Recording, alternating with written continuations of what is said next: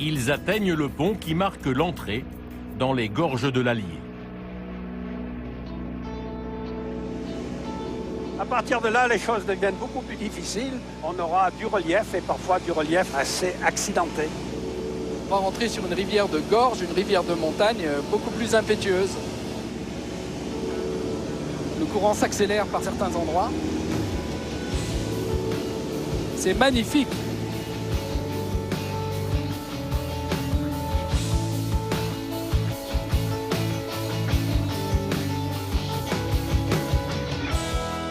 Depuis sa source, entre le plateau granitique de la Margeride et le plateau basaltique du Velay, l'Allier a creusé ses gorges abruptes sur près de 150 km.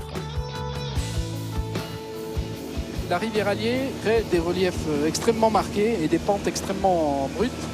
On a une espèce de paysage qui pourrait presque s'apparenter à un fjord norvégien. Là, ça a vraiment l'aspect d'un fjord. On arrive dans la partie la plus sauvage, ça c'est certain. Le relief s'accentue, les pentes deviennent plus fortes. On est sur des territoires qui sont aujourd'hui des territoires assez peu peuplés, avec des densités faibles.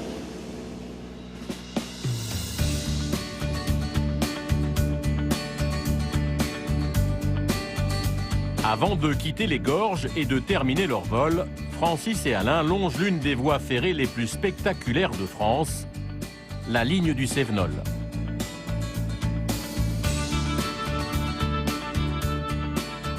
On voit particulièrement bien le tracé sinueux de la ligne de chemin de fer.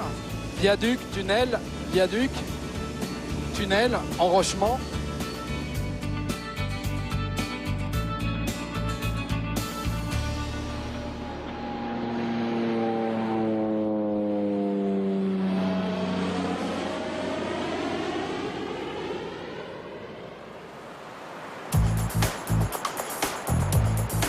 On accélère un peu. Attention, impact. Attention, impact. Voilà, super. Au même moment, au cœur des gorges, 3 guides du Haut-Allier commencent à descendre la rivière dans le secteur le plus mouvementé. Un mois avant le début de la saison, Hervé Pichon, Attention à la petite vague. En arrière. un guide de rafting, emmène 2 collègues, dont un botaniste, pour parfaire leur formation à cet exercice périlleux.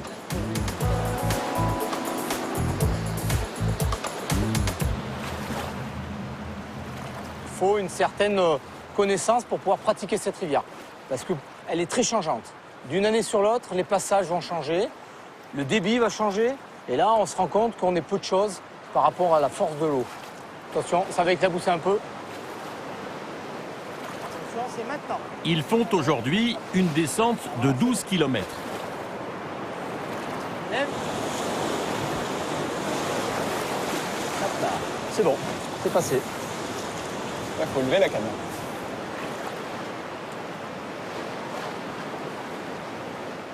Sur ce territoire préservé, inaccessible par la route, le raft est le seul moyen pour découvrir l'Allier.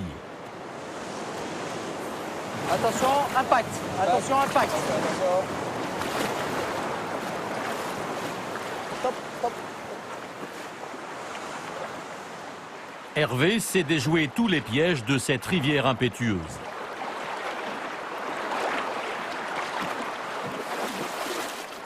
Les gens ne connaissent pas, ne savent pas que ces gorges existent, parce qu'elles n'ont pas la même réputation que certaines autres rivières, mais elles sont là.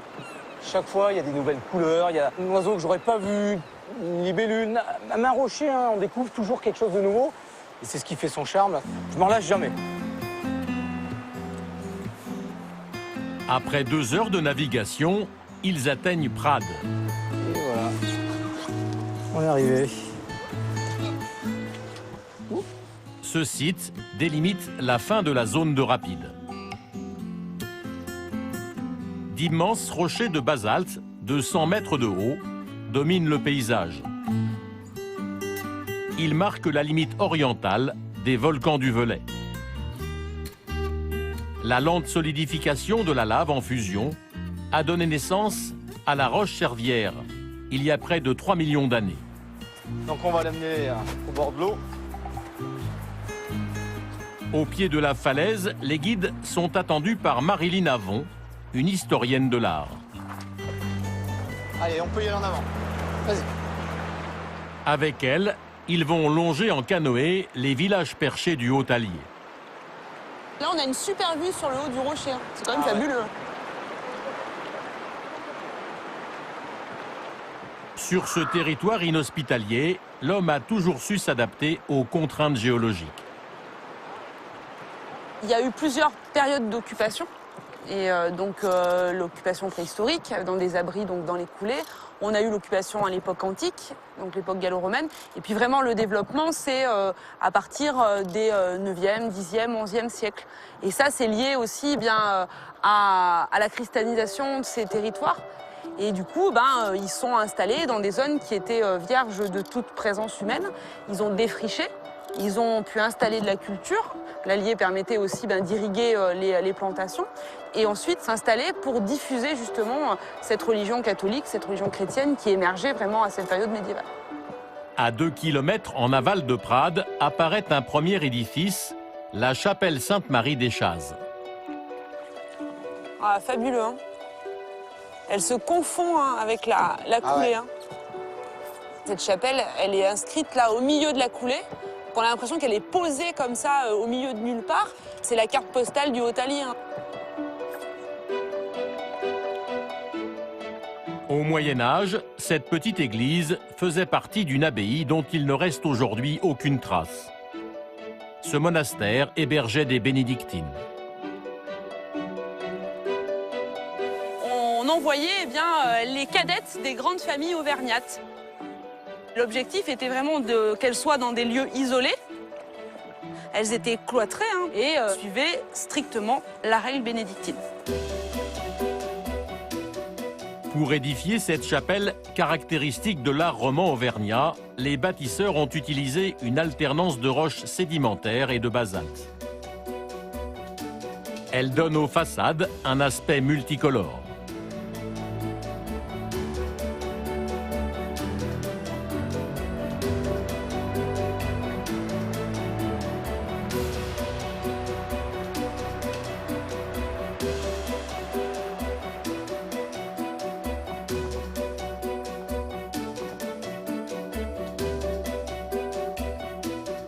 Trois kilomètres plus au nord, les guides s'approchent du village perché de Chanteuge, dominé par un édifice monumental.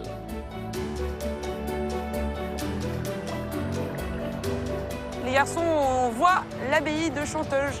Elle est située sur un enrochement volcanique, donc sur un promontoire. Et le promontoire, il a servi de défense naturelle. Il y avait une enceinte qui était vraiment construite sur l'enrochement. Et cette abbaye de Chanteuge est de la même époque que Donc la chapelle Saint-Julien ? l'abbaye de Chanteuge, elle a été fondée au milieu du Xe siècle. Et puis après, la construction en tant que telle, c'est vraiment au milieu du XIIe siècle. On est vraiment sur une construction qui est dominante, sur une table volcanique. C'est pas un château, mais ça fait partie de ces églises fortifiées. Et elle se fortifie au XIIe siècle pour se protéger. À cette époque, les religieux qui occupaient ce monastère étaient surnommés les moines rouges. Des récits d'époque relatent qu'ils étaient lourdement armés et n'hésitaient pas à rançonner les villages alentours.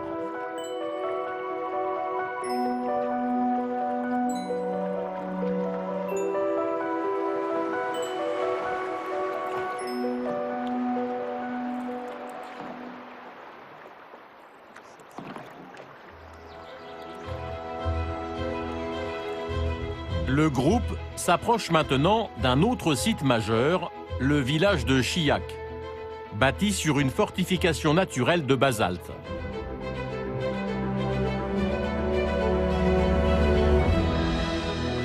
Les hommes, ils se sont perchés pour se protéger. Et là, on voit bien l'idée que l'enrochement, il servait aussi de défense naturelle.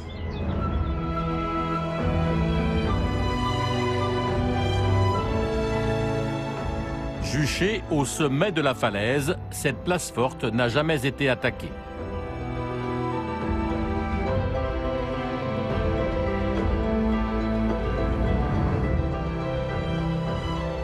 Elle repose sur une couche de lave parfaitement régulière.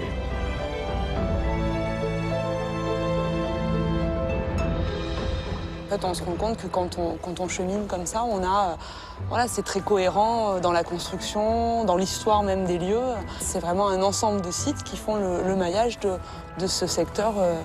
Et c'est intéressant de le faire vivre ensuite voilà, aux professionnels et puis aux visiteurs qui viennent ici. Et ça, Elle est clouée, hein. Magnifique. Ouais.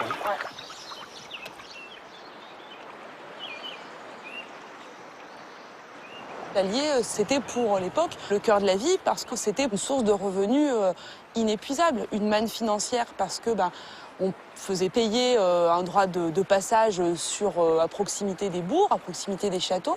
Et puis c'est un vivier véritablement, donc pour la pêche, les poissons, le saumon. Et il y avait vraiment un intérêt à s'installer à proximité de l'Allier, mais pas trop non plus à cause des crues.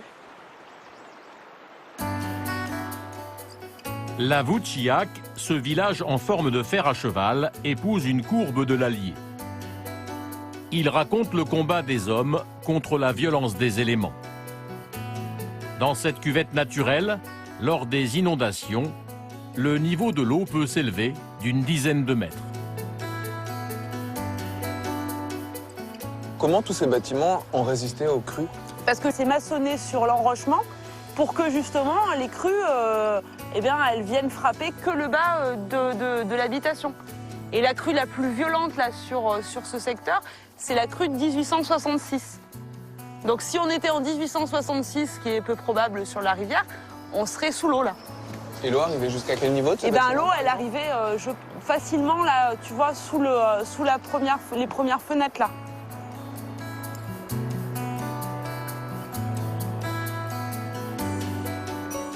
Au XVe siècle, les habitants ont élevé ici un pont soutenu par 3 arches en forme d'éperon. Il est le seul à avoir résisté aux crues dévastatrices du Haut-Allier.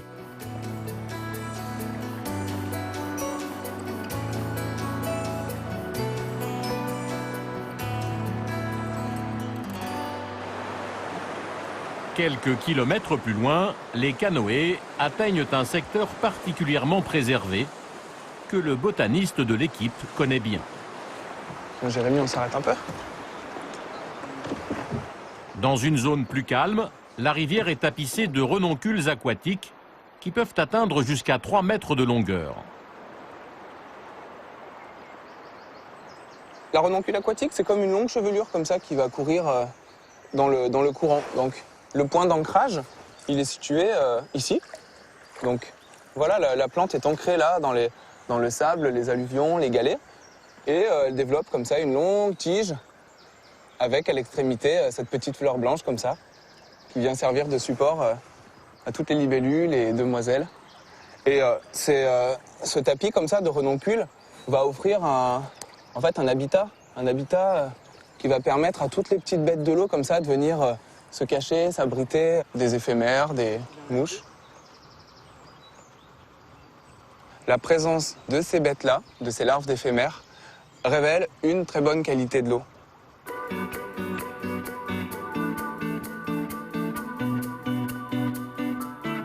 C'est la fin du parcours. Les guides s'approchent du site qui marque la frontière nord des gorges de l'Allier. Et voilà la forteresse de Saint-Sulpice. On voit une petite tour vers l'arbre, carrément à gauche. Ça faisait partie du système défensif. L'enceinte, elle est vraiment posée sur la cheminée volcanique. La forteresse culmine à près de 100 mètres au-dessus de la rivière. Avec ses 2 murs d'enceinte et sa tour d'observation, elle fut bâtie au XIIe siècle par les seigneurs d'Auvergne pour verrouiller l'accès à la vallée. Ça a marqué aussi, pour les autres seigneurs environnants, le pouvoir des dauphins de Saint-Sulpice. Donc c'est très symbolique, ça a une valeur hautement symbolique.